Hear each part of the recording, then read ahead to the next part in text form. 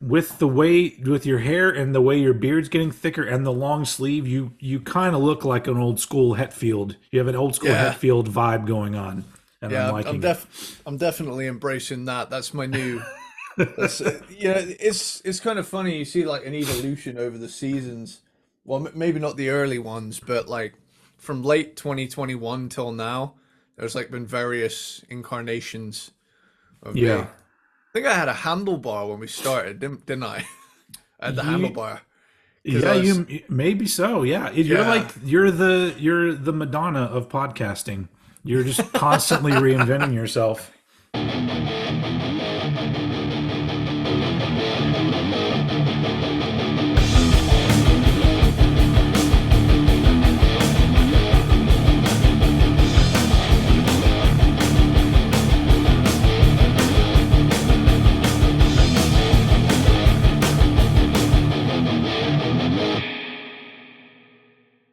I decided I needed a big ass soda today because I felt like I was dragging. I got my skull mug.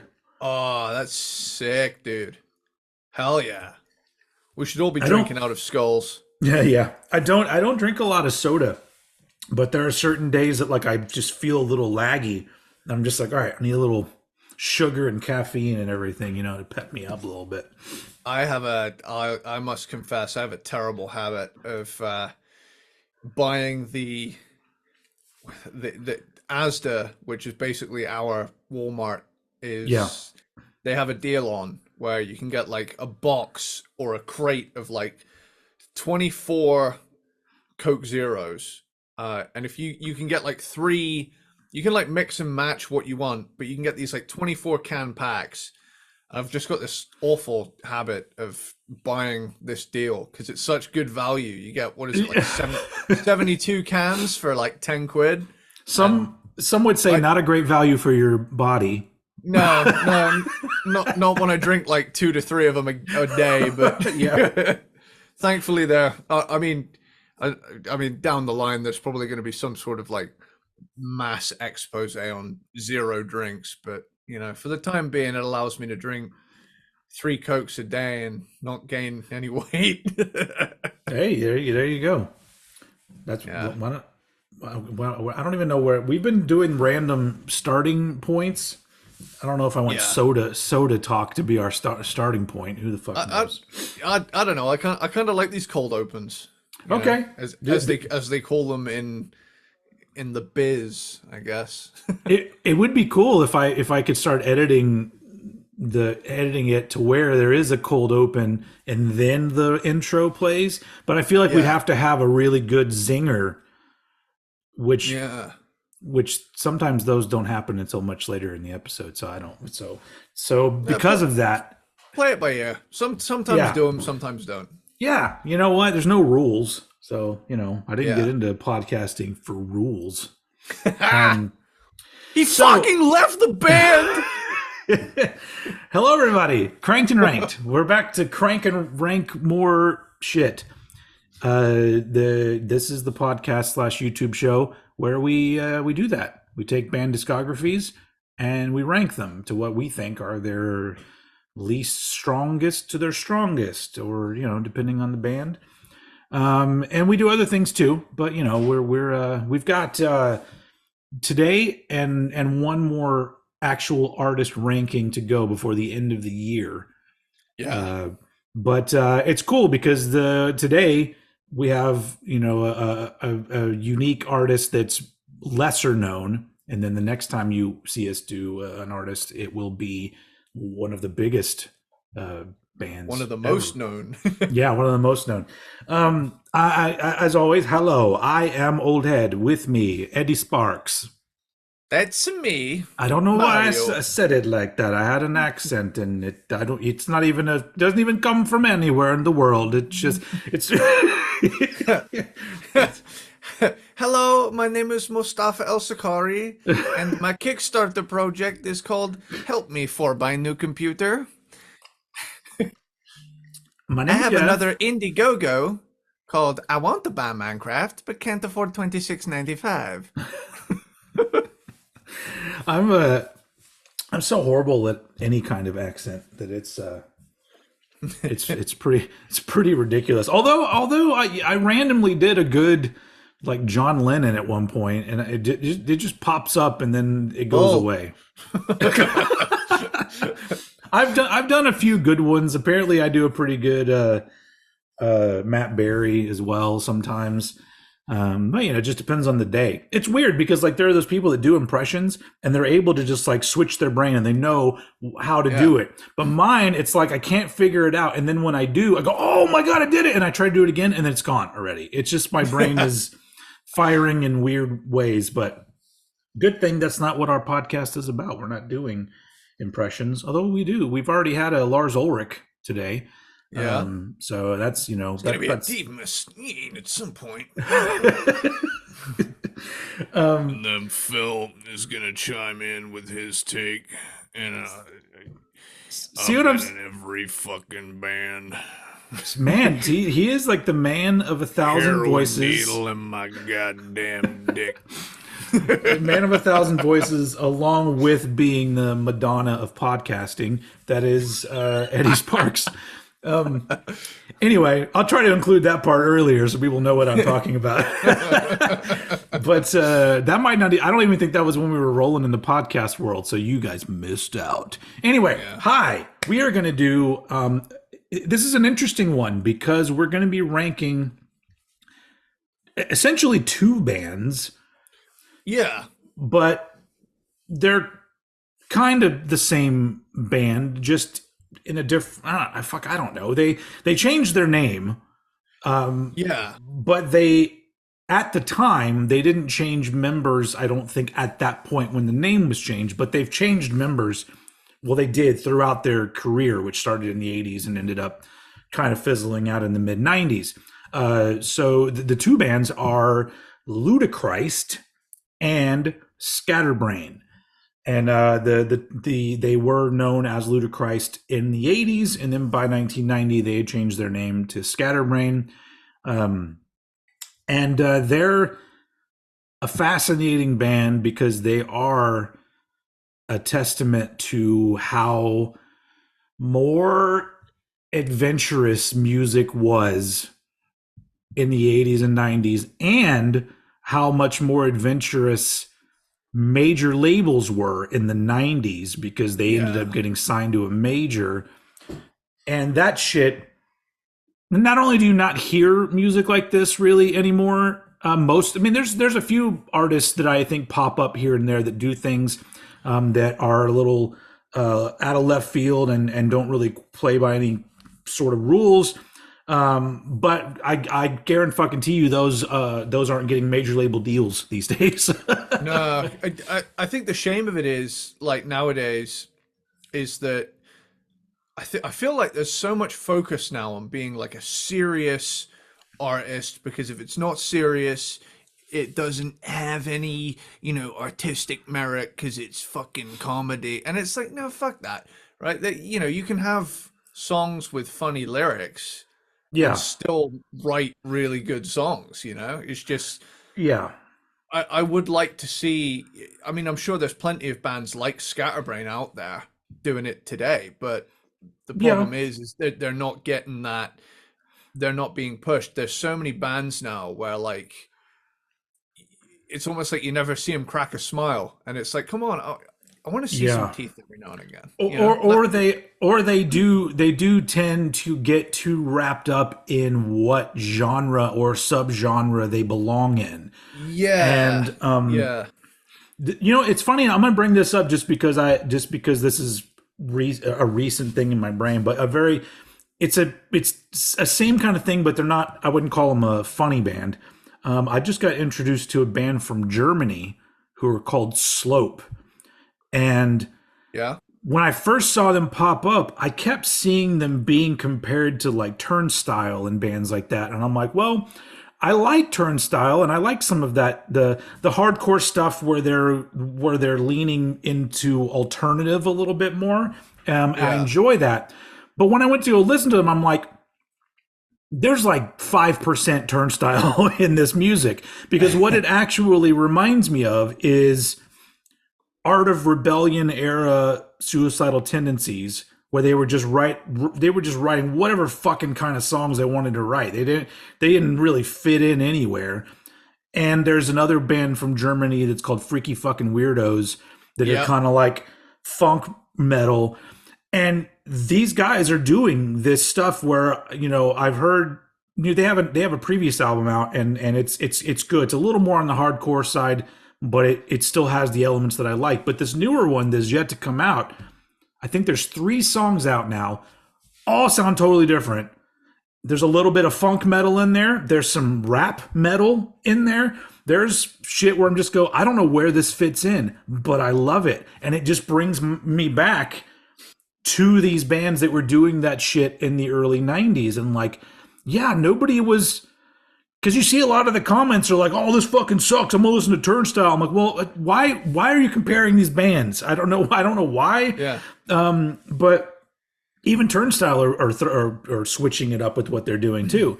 But I love that that's becoming a thing. Like, oh, is this a thing where we're finally going to start getting more bands that are just like, we don't really care what we're categorized. We have a band name. Yeah. That's our category. The category of the band is Slope. Here's the music we are making. Because I love that. The fucking rule book out of the window, dude. Yeah, that's an easy way to find your way into my heart, is to be making music that is some sort of combination where I go, I don't really know what to call that. It's got elements of this and elements of this, but neither one of them seems to fit. I love that. If anybody does that kind of shit, it makes me happy. Anyway, I just been thinking about them because they're not quite as off the wall as Scatterbrain or Ludichrist, but I'm like, well, there are bands doing it. There are bands doing throwing out the rule book, so to speak.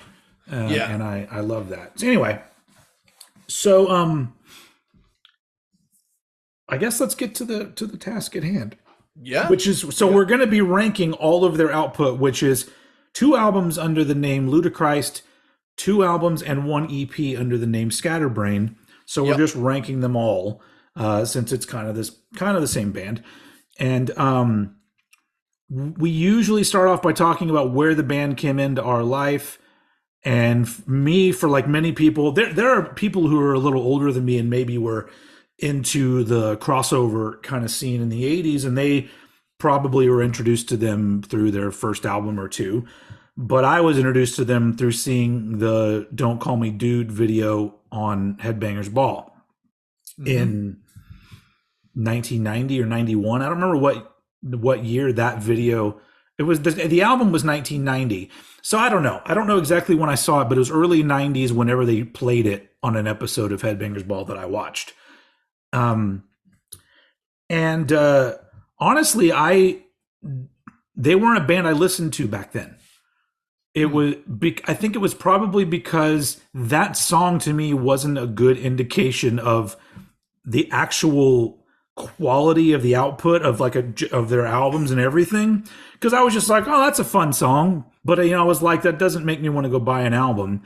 And so years and years later is when I finally heard all of the Here Comes Trouble album. That's when I was just like, holy shit, this is awesome. And honestly, Don't Call Me Dude's probably my least favorite song on the whole album. But it's like, oh, for real? And but it's great. And so I was just, I very quickly got on board with them, and then learning that they were called Ludichrist. I was like, oh, I've heard that name as well. And so boom, I became, a very big fan of theirs. As you can see in the video behind me, I have all 4 of their albums on vinyl. And I love all 4 of them. This is going to be an interesting ranking because it's going to be one of those things where really there's only a little bit of criticism that I have.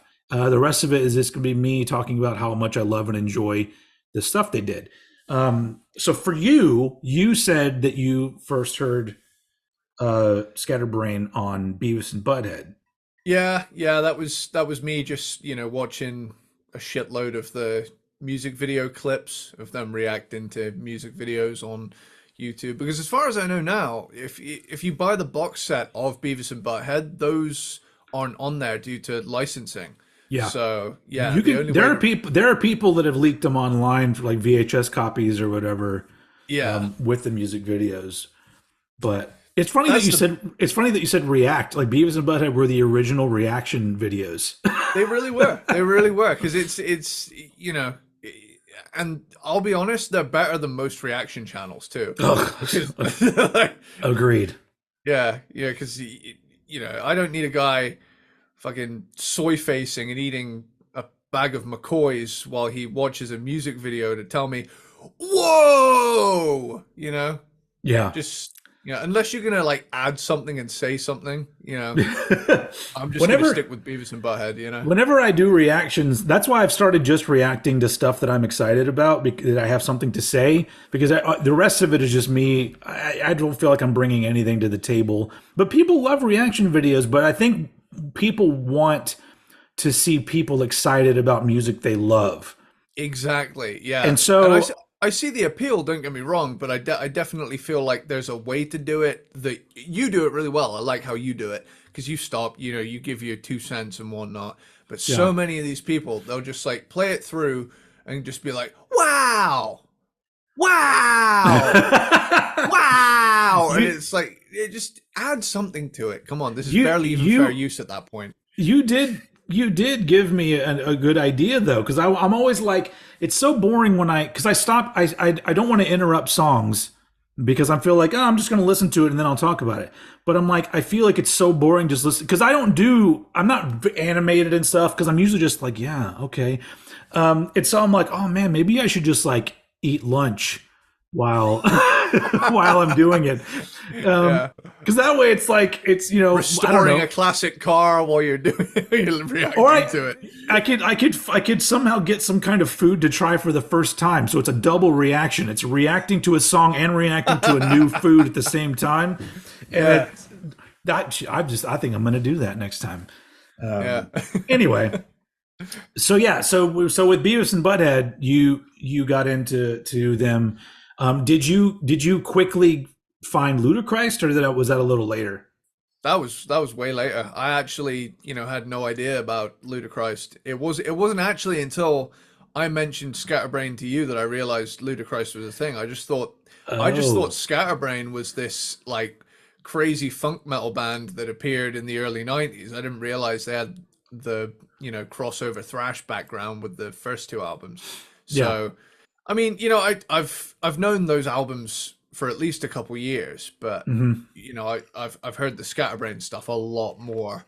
So this has been a good excuse for me to really dig into those first two Ludichrist albums. So absolutely. The one thing I can say for if you're in the podcast world, I apologize, but their cover art game was on point.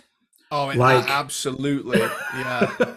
Yeah, it's like killer. Every single cover. I mean, they start off with an Ed Repka painting that looks nothing like anything else Ed Repka really did. Yeah.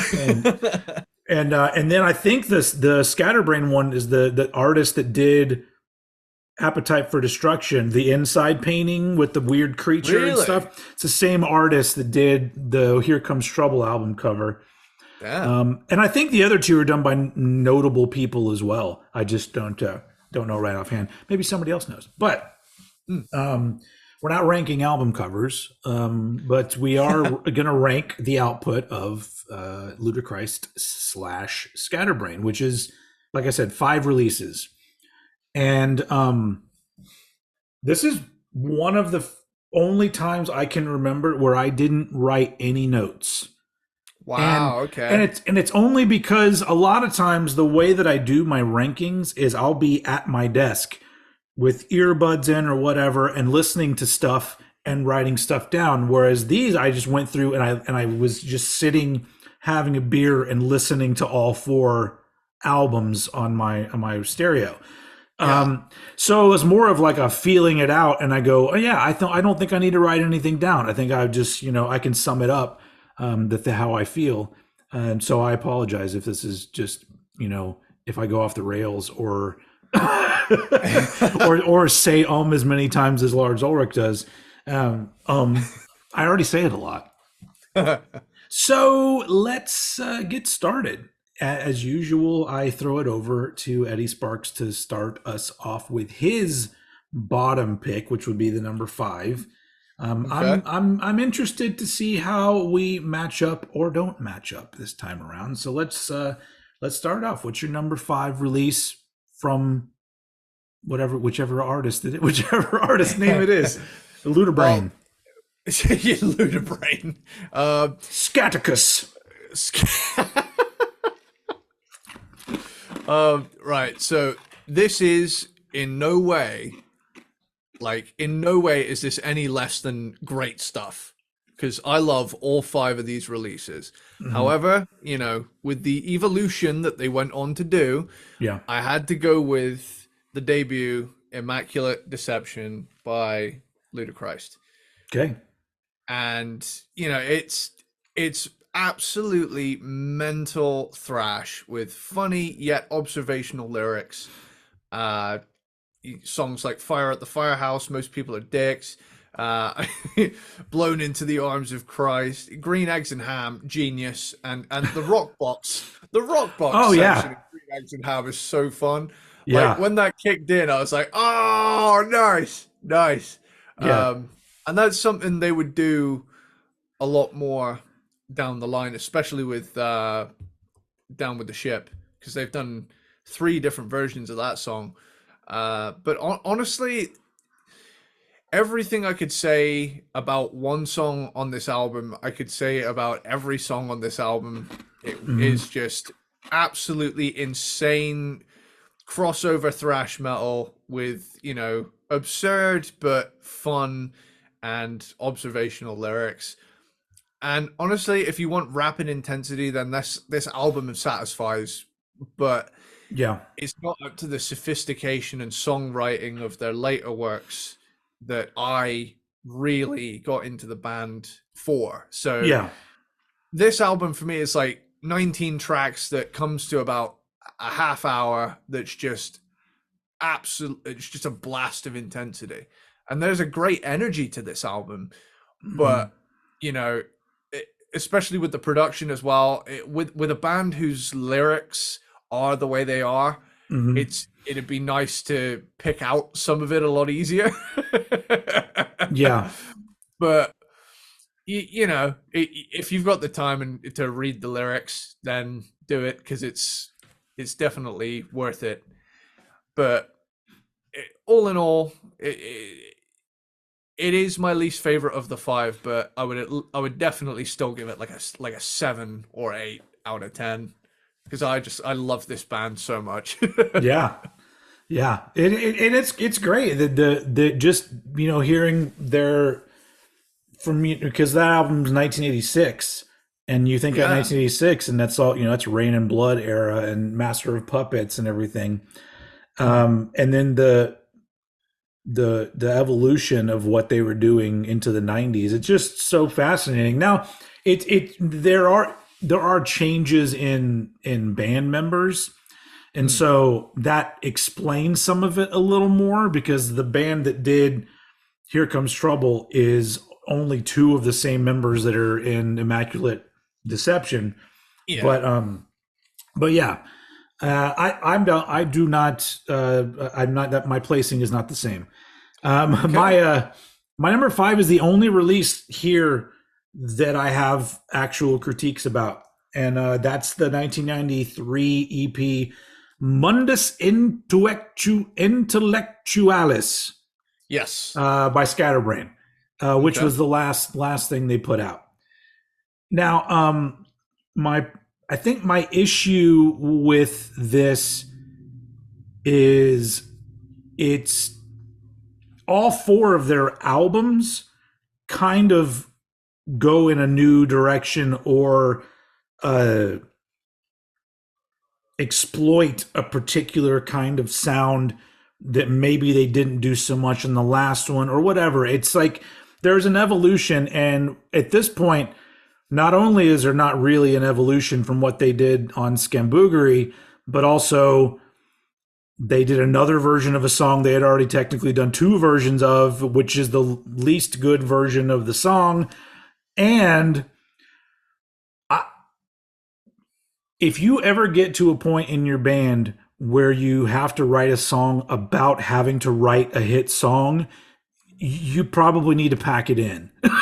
Because that's the first song on there. And even for something that came out in 93, that is already so tired to be like, let's write a song about having to write a hit song. Or, okay, that's not very unique or interesting. And the way that they do it, it's not even a very great song to begin with. So, with this EP is the only thing they do where I don't come back to it and go, I forgot about that bit. That's awesome. It's just me going, yeah, this is what it is. Yeah, it just seems less funny, less inspired, less interesting. There's less chances being taken. It really does seem like, hey, did you like that last thing? Look, we're going to do something kind of similar, and we'll revisit an old song again, updating it with.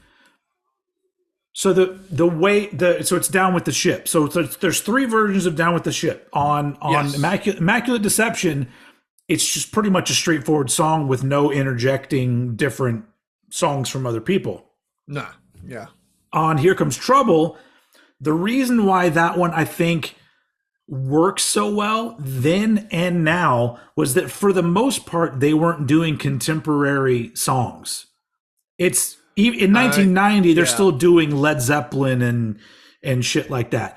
Whereas the 93 one, it's literally just like they were what's on MTV. All right, let's do Stone Temple Pilots, let's do Nirvana, and it doesn't quite have the same charm as the Here Comes Trouble version. So that already kind of kills the ending of that EP. But yeah, this is the only one that I don't listen to very often because I just kind of go, they did so much better shit than this. And to me, it does sound like a band. I mean, they ended their career right after this came out, which is either 93 or 94 because I've seen both dates listed for this. But yeah, it just really, it's kind of a bummer at the end of their discography of all of their 4 amazing albums because this is just kind of I can see that they kind of either take a break or just end it. And then they ended up ending it. So it kind of sounds like they needed to do that. So it ends up being my number 5. So moving on to your number 4. Well, I can jump off of that because my number 4 is Mundus Intellectualis. And, I definitely agree with the, kind of rehashed songs they did, but I still like them. And the first time I heard it and I was like, oh, nice, Enter Sandman's in here. And then it was like, oh, nice, Plush is in here. Some, nice little nods to an era that I'm a big fan of. So whenever I heard that, I was like, oh yeah, I agree. That song's great. But yeah, I actually really like Write That Hit, but I can definitely see that, around that time it had been done. Yeah. That being said, it does get stuck in my head, and I feel like it should have done a bit better than it did. But the one that always pulls me in is Beer Muscles. I fucking love that song. Yeah. Great workout track if you're drinking. Everybody does it. Great funky track. Funny thing. See, I particularly enjoy the original ones on here a lot more than the Down with the Ship new improved version. But funny things, got some killer riffage going on. How Could I Love You If You Won't Lie Down? Dead Man Blues, crazy skank beat track. Honestly, I think as well, it being an EP, it's not got as much material. So with an EP, you kind of have to really make it count. Mm-hmm. So with that, it is my number 4, but I love it. I do love it. Cool. All right. Man, we're blowing through this so far. My number 4 is Scamboogery from 1991. So this to me is just really the only thing that puts this at number 4 because it's really well done, well produced. It's so much fun. And I think probably the only thing when I'm going through and listening to their discography and I'm, the only reason I would ever say anything bad about this is having to compare it to the other 3 albums that they did. And I think that they lean way into the funk metal thing on Scamboogery. Yeah, they definitely do. But not just that, it's almost like, and maybe this was on purpose, but it's almost like they start to parody themselves, because even the lyrics, there's so much like knick knack paddywhack and kind of stuff all through the lyrics that are just like a bag of pickled peppers. Yeah. A bag of pickled peppers. Peter Piper picked. Yeah, it's like what it's like. It's almost like if somebody was going to like do a parody version of a band that was doing funk metal, these are the lyrics that they would be doing. Yeah. And so, but what they're doing, it's a lot of fun. Yeah. Really, the only thing that I think I miss in Scamboogery is being surprised at the actual songwriting. Because on two of their releases in particular that'll be higher up, if you're paying attention to the actual song and music, and there's just so much where I go, holy fuck, like it's so crazy that this written and well performed of a song has these goofy ass fucking lyrics on top of them. Because there are some parts that I go, this is just so fucking cool. Yeah. And it almost makes it cooler because they just sort of sabotage it. They're just like, yeah, we can do some really fucking cool ass shit. And then here's some weird funny ass lyrics. Hey, but here's a song about having a really stupid head attached to your own head. Yeah. And so with Scamboogery, I really think that they got more focused on like the actual style that they were doing, and it's more funky, and I like that because it makes sense in the story of the band. It makes sense that they ended up doing Scamboogery because it is much more like funky and fun and stuff. But yeah, there's less surprises. The other three albums are all albums where every time I listen to them, there are things where I've forgotten about somehow because they pack so much into what they're doing. And there's some of that on Scamboogery, just not as much. But it's great. Like honestly, I really feel like depending on what you're wanting from this band, like you kind of get these different flavors, because some people will be coming into it wanting some funk metal. Some people will want some crossover. And then people like me, I want some albums where I go, where the fuck does this fit? Yeah. My number 4 is Scamboogery. Cool. Which is fun to say also. Yeah, they've got great album titles, man. Mm-hmm. Like, which, speaking of, my number 3 is Power Trip by Ludichrist. Okay. And this is a massive step up in songwriting and production. Oh yeah. Like from the debut to this one in the span of 2 years? Absolutely incredible. Like that now, instead of these flurries of absolute chaos, now they're like actual focused, composed tracks that, it's like comparing the first Suicidal Tendencies album to, Lights, Camera, Revolution. Yeah. Like both are awesome in their own right, but there's definitely a lot more focus on Power Trip. Man, we gotta do Suicidal at some point. I'm surprised we haven't done them. Dude, we'll get there, folks. I got thinking the other day, we haven't done Rage Against the Machine yet. Like, nope. There's so many bands. Like, I remember someone once commented something to the effect of, so what are you gonna do when you run out of bands? And it's like, do you have any fucking idea how many bands there are? Like, yeah. Like there's the big 4, Sabbath and Zeppelin, and that's it. Yeah. I think we end up doing artists that some people don't really care that we would talk about. But I think that makes the other ones more special.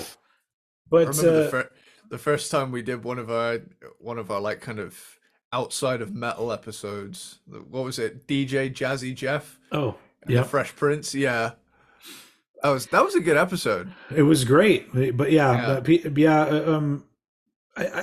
I think people have gotten used to it now. And you know, and in fact, you know, I do get comments Keep still. the Fresh Prince off your fucking podcast. Oh man, it's I still isn't love it that guy. I'm not Isn't gonna lie. it? Oh, I do too. Isn't it funny how things have played out in a way where initially I felt bad for Chris Rock, but now I feel more bad for Will Smith because I see kind of what probably drove him there, and I go, Yeah. oh my god, he's got so much going on that his life has to be very stressful because like at this point it's coming out that not only did it seems like he has a marriage that whatever he wants out of that marriage probably isn't fucking what she's giving him, and he's having to like play by her rules. But on top of that, he's into dudes, and he can't tell anybody that. And so I'm just like, man, I really feel for him because like I'm just like you are this, you know, male celebrity in the spotlight, and you have there's so many layers to the shit that you got to deal with in your relationship, and so I don't know. So now I feel bad for Will Smith. I still think that he shouldn't have slapped Chris Rock, but you know, after Chris Rock's last stand-up special, maybe he needs to get slapped more often because it was okay. Old head's dropping bombs on the show today. I love Chris Rock. Don't get me wrong, but that's a different episode where we talk about how stand-up comedy, for the most part, is awful. It's just filled with awful shit, and it's not even about being funny anymore. Yeah, we're yeah. anyway, that's a different episode. How do we get on that? Oh yeah, doing different kinds of shit. Where did we? Oh, you were talking about Power Trip. The album, not the band. Rest in peace, Riley Gale. Yeah. Where were we? How do we get off on that? Yeah, I don't know. I don't know. I kind of black out sometimes. I wake up here. I've just been playing it by ear. Yeah. But yeah, Power Trip, great opening track. I love that. Oh, they start off they're not fucking around right out of the gate. Yeah, they come in with this absolute killer song, awesome track. Zad kicks things up a notch in intensity. Stuff to fill graves, some cool turnarounds in this. Tip of my mind, Damage Done. Yeah, TBOS begins a trilogy of classical pieces transposed into a most triumphant metal context. Mm-hmm. This Party Sucks is an absolute banger. Yeah. Johnny Pump, some nutso riffage going on here. You know, Yesterday for You, and So It Goes. I mean, The Well-Dressed Man in Disguise. Owojima, That Manly Smell. Sorry, That Manly Smell. Do you have any Megadeth? It always reminds me of Wayne's World, the song that this is, you know, taking the piss out of. Yeah. Mm-hmm. I always think of that. Do you have any Megadeth scene? That always puts a smile on my face. One for the Road is a killer closer. Honestly, this is an excellent thrash metal album with a smirking grin running through its veins. It's like, yeah, you know, we can be goofy, but we're not fucking around neither. Honestly, this to me is like the most scarily foreboding album of the lot, because it's like, these guys are some serious fucking musicians, dude. Yeah. Like, because I know there's a lot of intricate turnarounds on Here Comes Trouble, and there's a lot of fun funk metal going on in Scambugri, and it's all performed incredibly well, but there's something about the Power Trip album that's just like, god damn, like, if I was in a battle of the bands, I'd just walk off.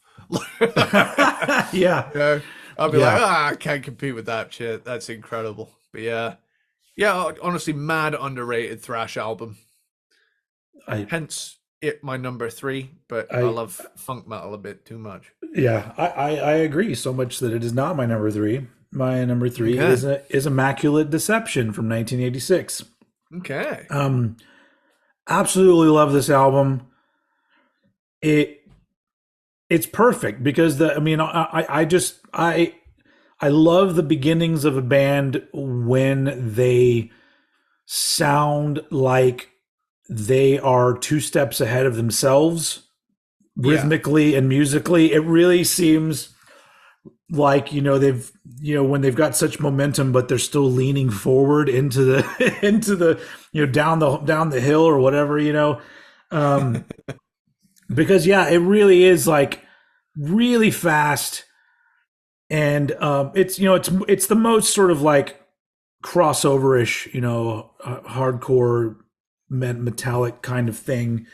Yeah. And it's probably the most really, I mean, I guess it's the least varied, I guess, of all their stuff, but there's still plenty of, they don't just play the same shit over and over again. But I think if you're looking for something a little more straightforward and you are into that crossover side of things, this is perfect because it gives you plenty of that, but also it's made very, very apparent very quickly that they are not your average band when it comes to the way they approach not just lyrics, but just the whole thing. Like even down to the album cover, it's just like what the fuck is going on? Yeah. um, That's the best way to describe this band is what the fuck is happening yeah, here, and it, honestly, like in 1986, it's just it's fascinating to me a band like this coming out of that scene because they clearly were buds with a lot of the thrash and crossover. I mean, they got fucking John Connolly from Nuclear Assault on Power Trip. Yeah. He does guest vocals on one of the songs, but it's just this is the kind of band that it really bums me out that they're not huge because I want somebody to make a documentary because I want to know Yeah. like that version of the band in 1986, like because if you look at their timeline, that's already going through several members before they ever got to their first album, different vocalists and everything. But just that being in this scene and just coming up with this, however it came up with the idea of, well, we're gonna kind of not necessarily play by the rules, but also now when we're vocally speaking, whoever came up with the lyrics of the vocals originally, I don't know. It's just so because like I feel like especially nowadays we talked about it before. There's so much pressure about fitting in somewhere so you can be promoted, I guess, in a certain way, and feeling like you need to be super serious about whatever you're doing. But even back then, like if in '86, like metal was pretty serious business. Like there Yeah. was. So I just love the fact that dudes like this came together and from album number one, we're just like, there's no reason for us to take everything super seriously, although we are really fucking good at doing what we do. And Yeah. it's undeniable from album number one. It's just way more. I don't know. It's like on speed. It's like the other stuff they did, but much more concentrated and faster. And it's great. It's just a classic crossover album of the mid '80s, and I love it. So that's my number three. I said if I'm saying such nice things about this album and it's my number three, imagine what I will say about the next two. Yeah. So we're down to the top two. Man, we're moving. We are moving, but it's a small discography, but Yeah. yeah. Yeah. I mean, Christ, if you were gonna if you were gonna like separate the two two bands, Ludichrist Crank the Brains just Yeah. on its own. Yeah. In that case, it would have been a perfect match, you know? Yeah. But yeah, my number two. What did I do for my number two? Scamboo All is right. my Cool. number two. And my reasoning, funk metal is the most underrated genre of music of all time. Most unfairly shit on masterpiece of a genre that needs to make a comeback and put some fun back in heavy fucking music, because I think that's honestly what could be missing from a lot of music today. It's just everybody takes it way too seriously. Yep. Every now and again, we all need to write a song like Tastes Just Like Chicken or Grandma's House of Babes. Just, I mean, what happened to that mindset, man? I love it. Big Fun is a quite literally very fun funk metal opener. Yeah. It's a great video too. I love that. Fine Line. It's a fine line between living and being alive. Love that. Tastes Just Like Chicken is an endearingly catchy indictment of the mainstream charts. Absolutely love that. Love that song. Even if it is just a bunch of tongue twisters sung in the verses. But like, what's the breakdown go like again? Hang on, wait. Tastes just like chicken. Scatterbrain. Just like chicken lyrics. I need to get this out of my system. Okay. Where is it? Here we go. In my car, I drive along the radio. It plays a song. To the song, I sing along. I sing along to the song. Why do I sing? Sing along. Do I sing because it's a good song, or because I'm brainwashed because I hear it every 5 minutes? I sing along to dog food commercials too. I don't see the difference, do you? A dog can lip sync too. I fucking love it. It's a great song. Yeah.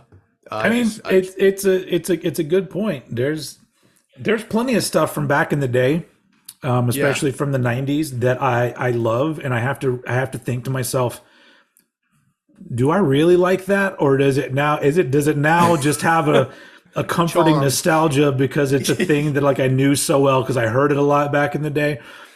Yeah. And then I just throw up my hands and I go, fuck it. Who cares? Yeah. Whatever the reason is for enjoying it, I'm not going to pull it apart, because then what's the point of life, really? Just enjoy yourself.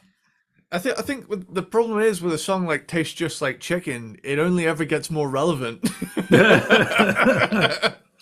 Yeah. I mean, that song ages like a fine wine. Yeah. But like, I mean, Grandma's House of Babes, god damn it, I love this band.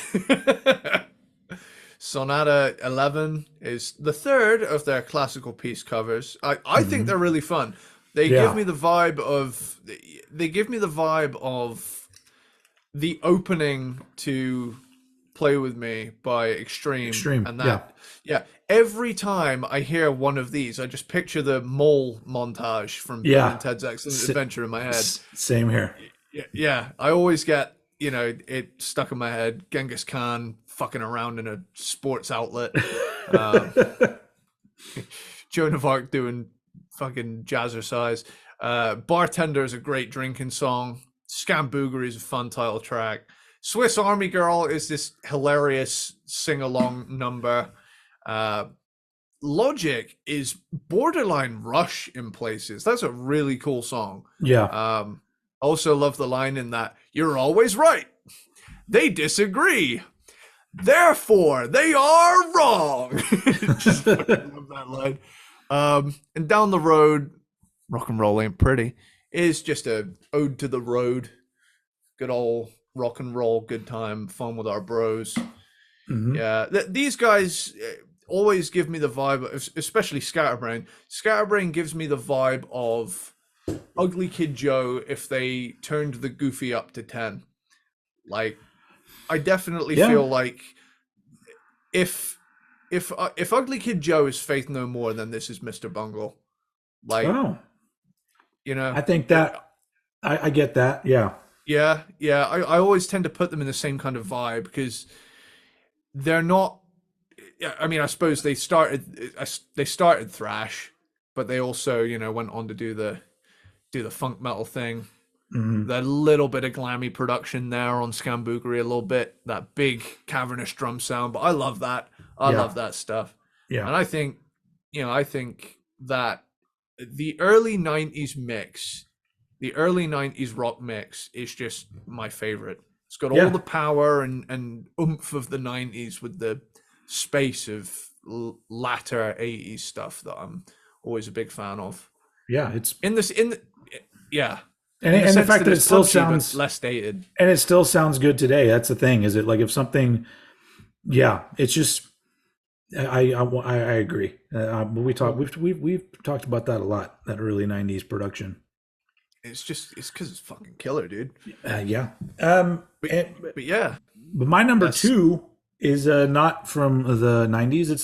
It's Power Trip from 1988 from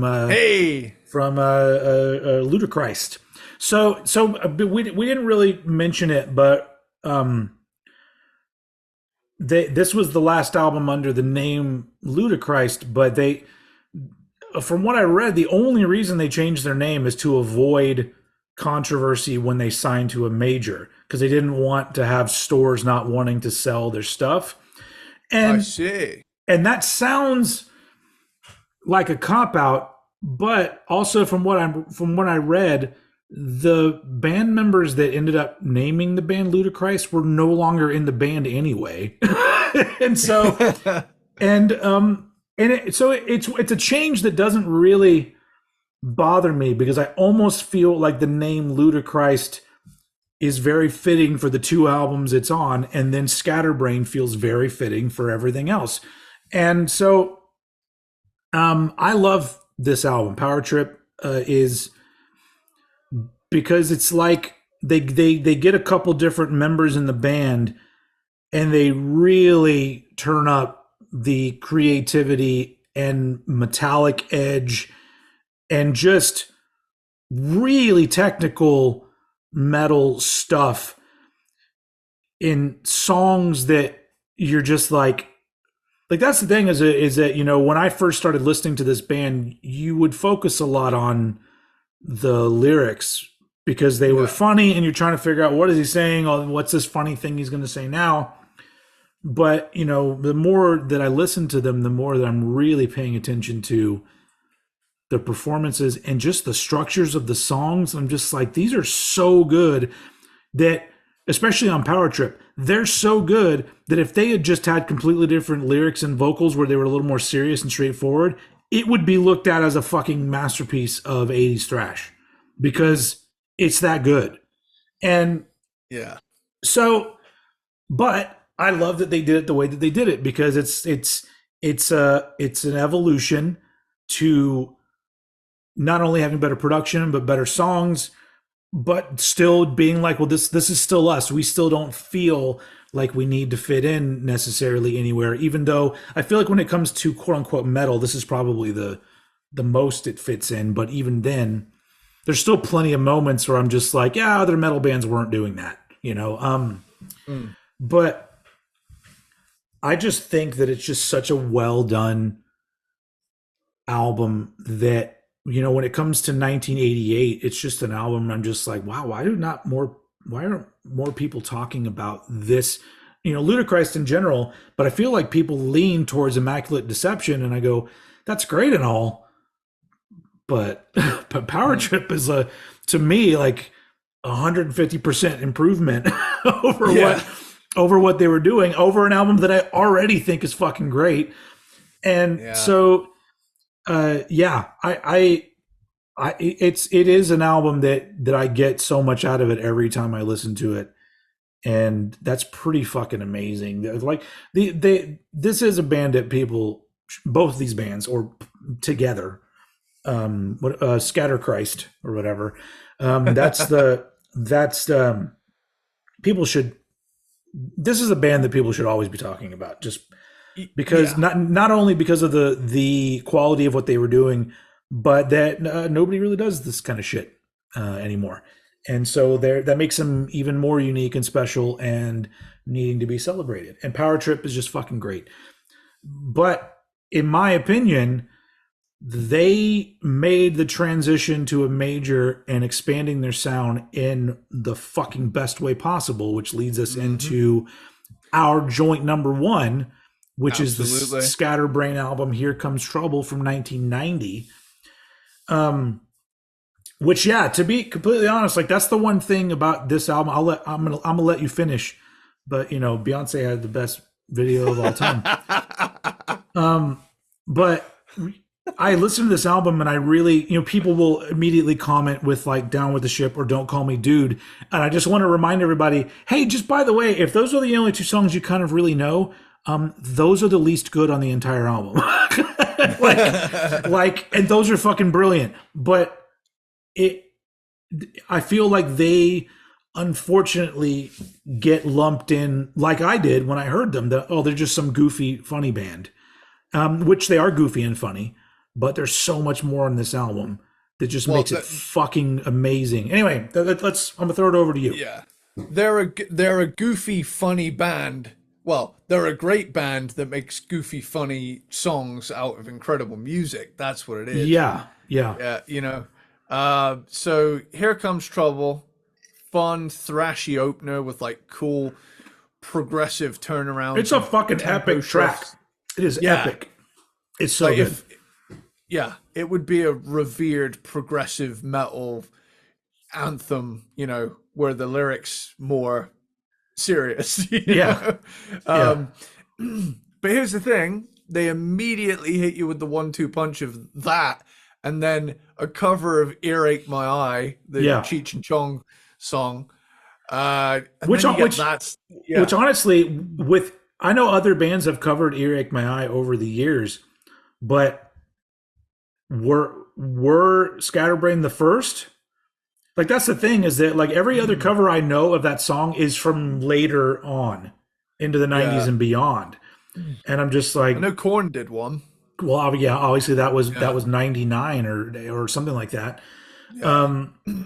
But yeah, so, and it's one of those things where I think up to a point that wasn't like a song that everybody knew, because by the end of the 80s into the 90s, I think that people knew Cheech and Chong, but I don't think they were still like all young. I don't think younger people. I mean, I was into them, but I don't think younger people knew about all of the shit that they did, including their comedy albums and then that song.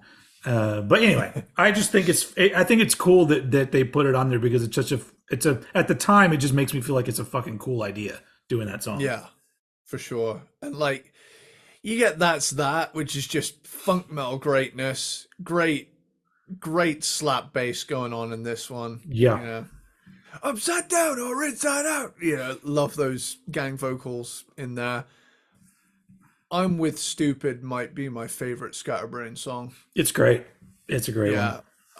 I mean, it starts off with this absolutely rapid chicken picking thrash thing going on, and then shifts into this funky mid-tempo thrasher, and it's just got so many great hooky moments, and it's all about a guy waking up and realizing he's got some brain dead head on his shoulder because he was mean to stupid people, and now he's got karma's fucking him up. I don't know the time period.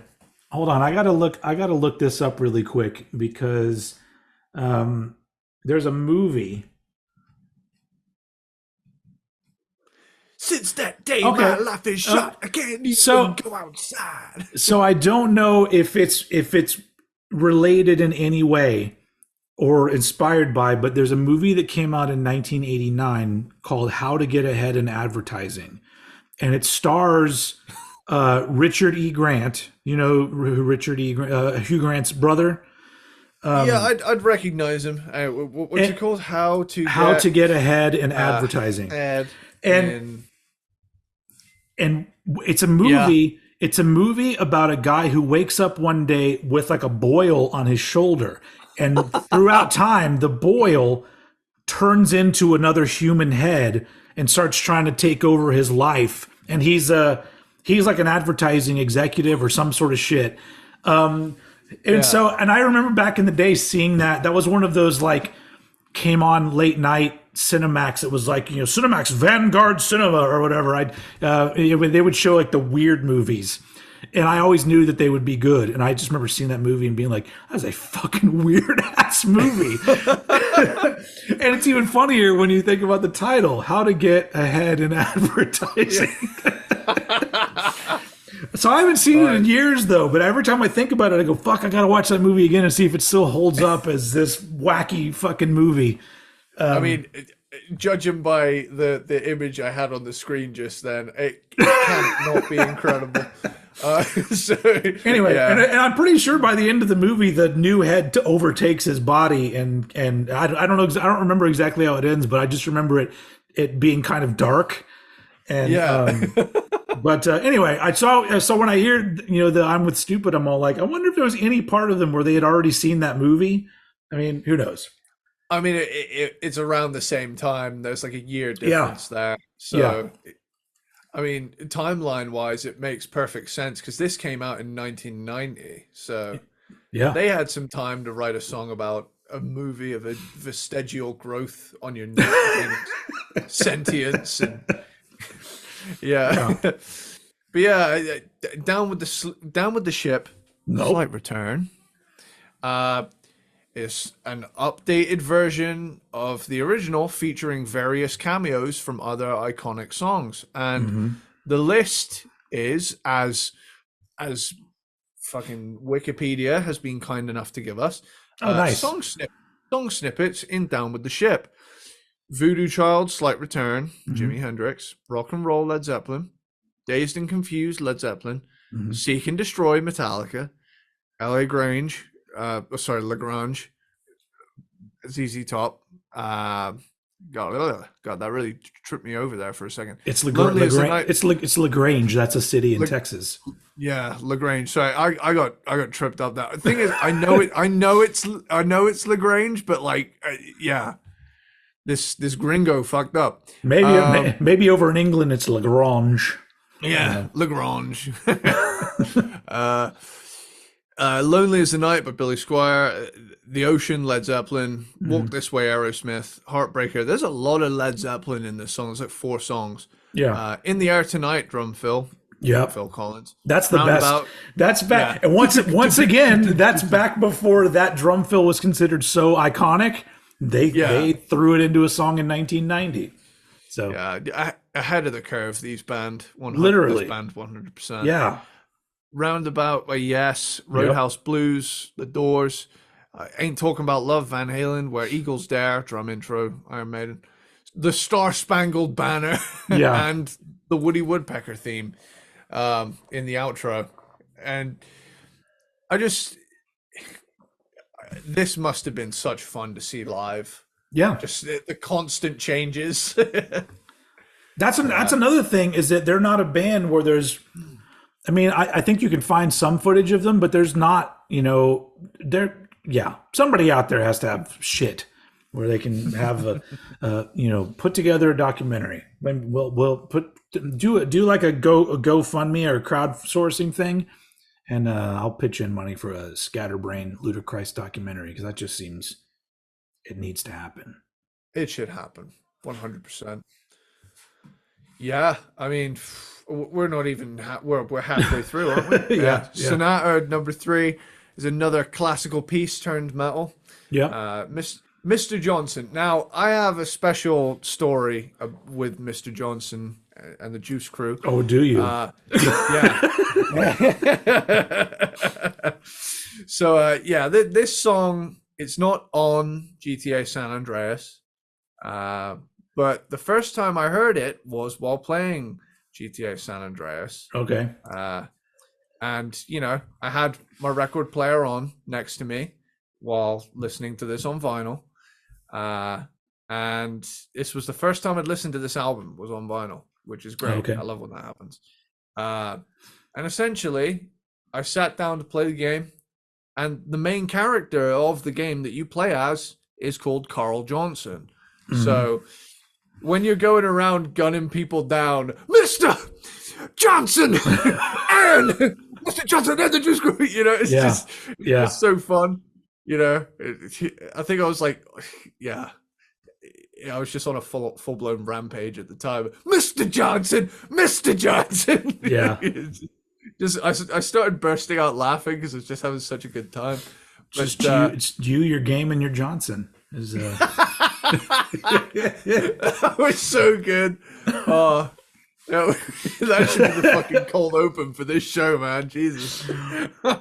Look to everybody. I think we mentioned it before. Look up on YouTube the commercial for Johnson Outboard Motors, and there's like a jingle, and it's just basically it says something about you and your Johnson. Yeah. You, your wife, and your Johnson. you, your kids, and your Johnson. And I don't. That point, I really lost it. I really don't think that the people making it knew, because I think at that point maybe the term Johnson hadn't quite made it into penis slang yet, and so it might have, but it might have been just a more innocent, simpler time. Maybe that could have been that too. Yeah.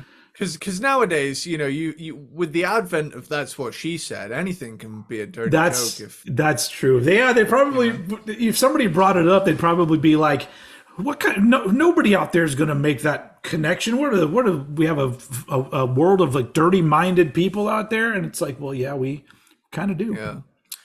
45 years later on a podcast, you've got two filthy pigs talking about dicks. Anyway, it's great. Goodbye Freedom, Hello Mom. Love the tempo change halfway through this song. Mm-hmm. Out of Time has some like great swing sections in this. Love a band that can do some swingy bits. Mm-hmm. Don't Call Me Dude, masterpiece and the best music video of all time. And Drunken Milkman is this like fun beat poetry outro parody thing.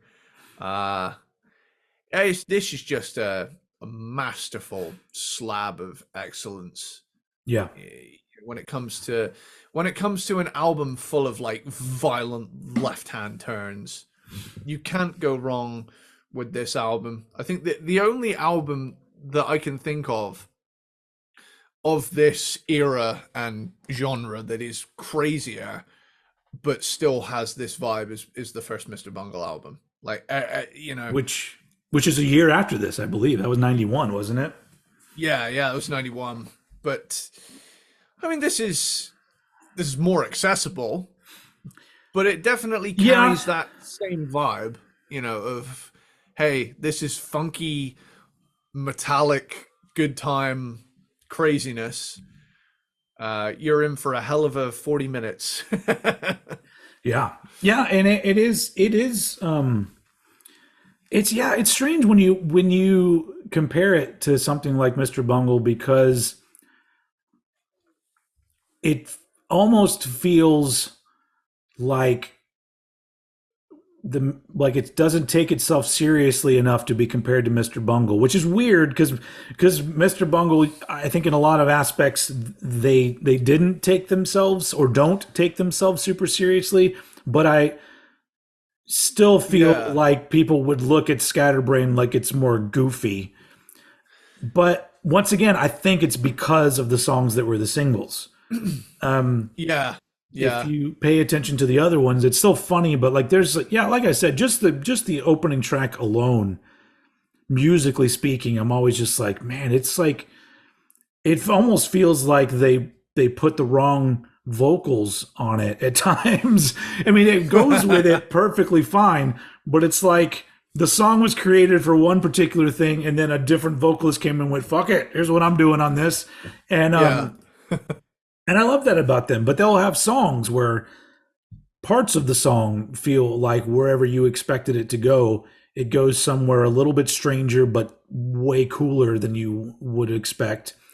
But yeah, I mean, there's a reason why this is our joint number one, because I just think for everything that they ended up doing, this one is the most unique, I think, of all of their releases, because it's the most difficult to pin down of all of their albums. Yeah.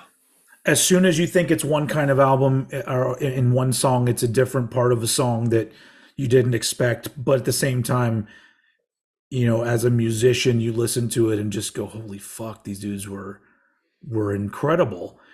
And so that makes it special because as we've said so many times in this episode, that shit like this doesn't get made that much anymore. I wish that it would, but I also don't want it to get oversaturated with people doing shit like this because then it's not fun anymore either. But yeah, I don't really have much more to add than what they did because it's really good. It's just an album that I'm always just surprised that it's as good as it is when just looking at it for what it is and for what talking about Don't Call Me Dude, which is great. It's amazing, but I love the fact that there's that kind of, I don't know, I wouldn't call it an iconic song because a lot of people don't know it, but people who know it really know it, but it's in this album of all this other music that just it doesn't sound like it necessarily comes out of 1990, but it also probably couldn't have come out any other time. So it's pretty great. And so our joint number one, Here Comes Trouble from 1990, and this feels like it went by too fast. Yeah, it did. But I guess the career of this band went by too fast. I know that they have done like reunion shows, but I almost feel like when they do the reunion shows, from what I've seen, I feel like they focus a lot on the Ludichrist era. And I think it's because I think there's members from the early albums that are doing these. I'm not quite sure. But if anybody knows any of the gentlemen that were in Ludichrist / Scatterbrain, send them our way. Because I believe, according to the encyclopedia of everything true, Wikipedia, says that Ludichrist have been active since 2012. They've been back together since 2012 and to present day. Whereas I think Scatterbrain did a one-time reunion show in 2007, I think it says here. Yeah. Where are we at? Where the hell can I find it? Sorry, bear with. There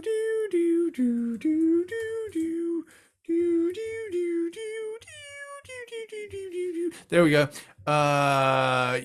Scatterbrain 1989 to 1995, reunion 2007. So, but apparently Ludichrist is still active, so that's cool.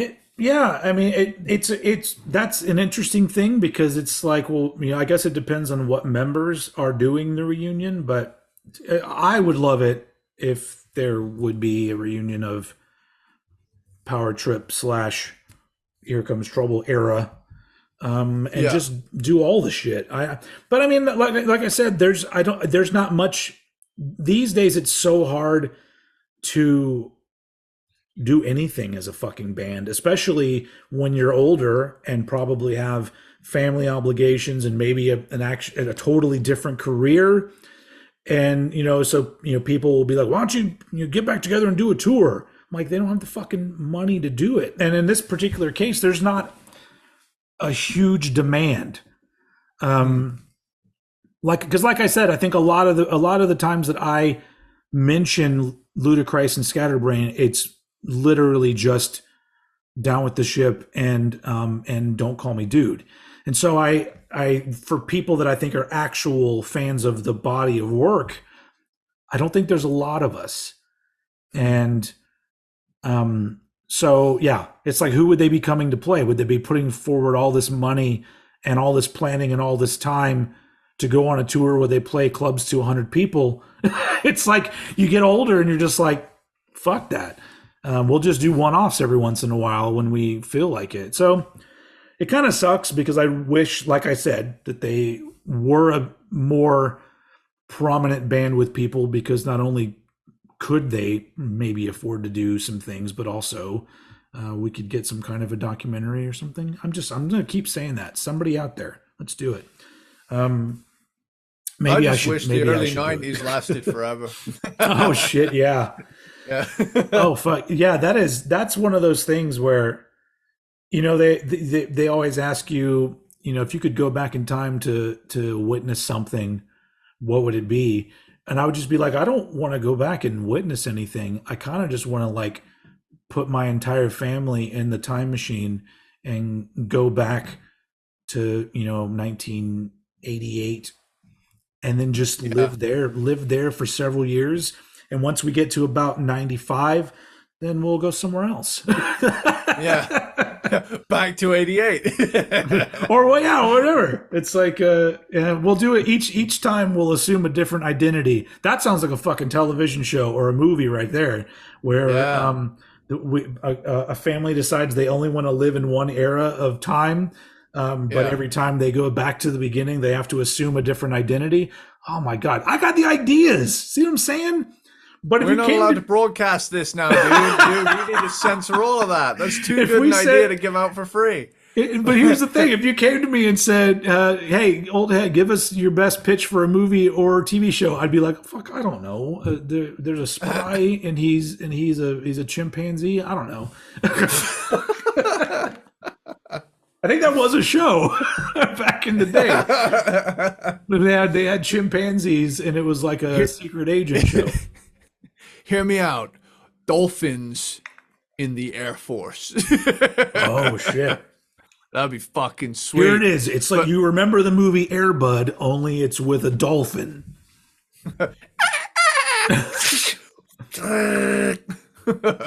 Although Air Bud is a dog that plays basketball. But Yes. I'm familiar with his work. Yeah. the classic of old school cinema, Air Bud. Yeah. I never saw Air Bud, so I don't really know. I assumed it was bad, so I just never watched it. I watched Santa Buddies recently. Some of the worst CGI I've ever seen. But when my daughter was younger, she was really Yeah. into those, and we watched like Space Buddies, yeah, and there was another one I liked Snow Buddies. Super I like that Buddies, where they were like superheroes or whatever. How many? Hang on. Hang on. So Air the Buddies. guys, these are movies where they have talking dogs, and I think Yeah. they're made by Disney, but they're like the lower end Disney, straight to video Disney kind of thing. Yeah.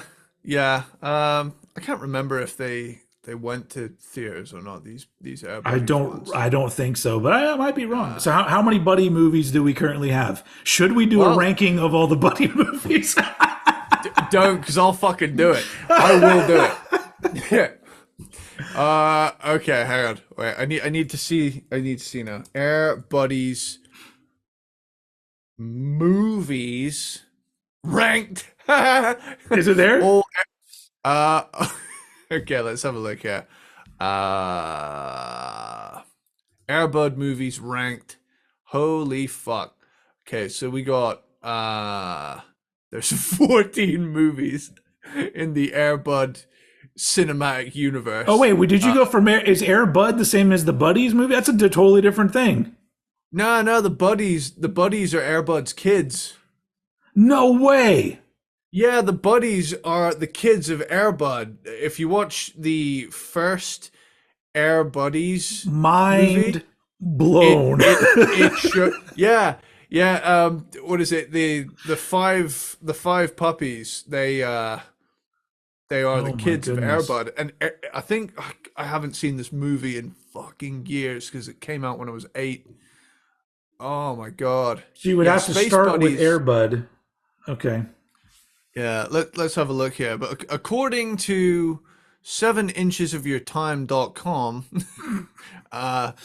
Space Buddies comes in at number 1. Air Bud comes in at number 2. Wow, so Air Bud, the buddies topped Air Bud. Santa Paws 2, the Santa Pups, Treasure Buddies at number 4, Air Buddies number 5, Air Bud 7th inning fetch, zing at number 6, Super Buddies. In that one. Yeah, see, Super Buddies was a little after my time. The Search for Santa Paws. Holy shit, that is the worst DVD art I've ever seen. That's incredible. Air Bud Golden Receiver. Fuck yeah. Snow Buddies. Man. Snow Buddies. Air Bud World Pup. Zing. Is that soccer? Is it football, as they say? Yeah. Oh, man. Santa Buddies, Spooky Buddies. Oh, shit, yeah. Air Bud Spikes Back. Dang. Comes Is that volleyball? Comes in last. Yes, that is volleyball, which is yet another zinger. So I mean, we could do it because I've got Disney Plus, and as far as I know, they're all on there. You know that now that we've said this, some people are going to comment, when are you ranking the Buddies movies? What have we done to ourselves, man? I don't know, but the thing that sucks is now I have to go to my wife and be like, babe, we have to start watching the Air Buddies movie, the Buddies movies, and they're not, because I remember I only watched a handful of them because of my daughter, because when she was younger she liked those movies, so I saw several of them, but no part of me was like, these are good movies. they're bad. I mean, I guess they're well done for what they are, but I mean, shit, man. Yeah, it definitely comes from that that era of talking dogs movies that I grew up in, and I'm not gonna lie, I fucking love them. You ever see Cats and Dogs? No.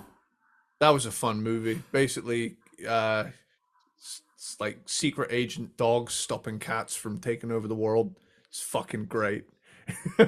Interesting. Is that one? There was a sequel to it or something? There was a sequel to it, yeah. I just remembered that there's a clip from Jeopardy where they're asking this really awkward girl, like, one of the questions was, this was the sequel to Cats and Dogs. It was, and she was like, she didn't know the name, but she goes, and you see it in her face and she's saying it, what is Pussy Furry?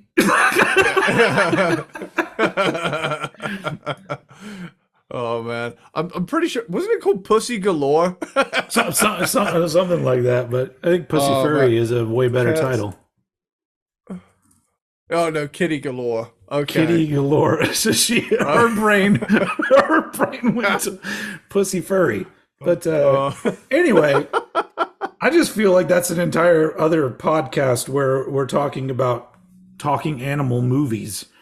Because that literally Golden could just be Receiver. There's probably just as many movies about talking animals as there are bands that we would cover. So it's like, damn, dude. What's the most recent one? The most recent one was 2013. Wow. So between 1997, between 1997 and 2013, they released 14 movies. Wow. But what happened? Come on, Disney. It's like Disney, just because you bought Star Wars and Marvel doesn't mean that you're too good for talking animal movies now. Jeez. I think that they should have a whole network. You know how, like, well, over here anyway, Christmas time, they have like the Hallmark Christmas movies, and they just make, and I don't know how they make so many of these movies, but there's like hundreds of these really poorly made TV Christmas movies. Why couldn't they just start doing that, like a whole channel where it's just devoted to talking animal movies that all have X TV stars from the 80s and 90s or whatever in them, Yeah. Bingo, Rusty, all these fucking talking dog movies from my childhood. Oh, fuck yeah. It's a blast from the past. Bingo. Yeah. Totally forgot about that one. Yeah. Babe. Does that count? It's talking animals. Yeah, not fucking nominated for an Academy Award, I think. Well, then you got Paulie, got fucking Tony Shalhoub up in there, that talking parrot. Okay. Yeah, see what I'm saying? We've opened up a gigantic can of worms that's just gonna. It's a never ending. It's like a magic can where worms continue to pour out, and no matter what. So anyway, that being said, we forgot to do this because we finished the ranking of Ludichrist / Scatterbrain, and every time we do that, we celebrate by doing this: 3, 2, 1, yeah, yeah, we did it. Very nice. And Very nice. yeah. All right. Well, that's shit. We got so we got three more episodes before the end of the year. One more band ranking. Obviously, we have a holiday special as we normally do. But up next week, we have a kind of, I guess it's a sidebar, a CNR sidebar, but it is one that is stressing me the fuck out. Yeah. Because I'm not even going to go into it, but it's stressing me out. Not just choosing what I'm including, but an order to put them in. Yeah. It's more stressful than doing the Buddies movies. I'm telling you. But it's going to be fun. So Peanut Butter Platypus, all of you that are still here, and you know it's going to be fun. It's music related, and it's probably going to be a really great conversation between the two of us for next time. And then, like I said, after that, we're going to be ranking one of the biggest rock bands ever. And and then all of a sudden, it's going to be 2024. Insane. That's fucking crazy. Anyway, we'll be in the mid 2020s. Oh my god! Like we are wrapping up the early 2020s. We're literally in a decade that people are going to refer to as the 20s. That's fucked up. Because because when we say the 20s, we're talking about 1920, not even thinking that there was an 1820 and a 1720. So you just know that there's going to be a eventually, once we're all gone, this will be the 20s, the roaring 20s. I don't know. Anyway, all right. Roaring fucking garbage fire of a decade so far. Ain't that the truth? It's getting better. It is. Well, I mean, maybe over there. I don't know. It's still all up in the air over here, but we'll see. Yeah. Anyway, So next time we're gonna have a nice CNR sidebar that will be very fun. So that's all I have. You have any parting words for the peanut butter platypuses out there? These nuts. Got him. All right. Well, on that note, let's get the fuck out of here. Yeah. This has been a nice little. Well, I guess it hasn't been super short, but I like it when our episodes come out to about 90 minutes, because that's what I want my movies to be. Like, you know, you got to be a fucking amazing movie to hold my attention 2+ hours. But 90 minutes, I'm on board. Anyway, and I hope you've all been on board as well. That's why the San Andreas episode was over 3. That was an epic. That was an absolute epic. All right, cool. Well, that's the end of this episode. Thanks very much for watching and or listening. And we'll see you next time. And as usual, I'm going to throw it over to Eddie Sparxx to take us out. Yo, later, dude. Don't later, dude. Hey, dude. Yo, later, dude. Yo, later, dude. Hey, dude. Yo, later, dude.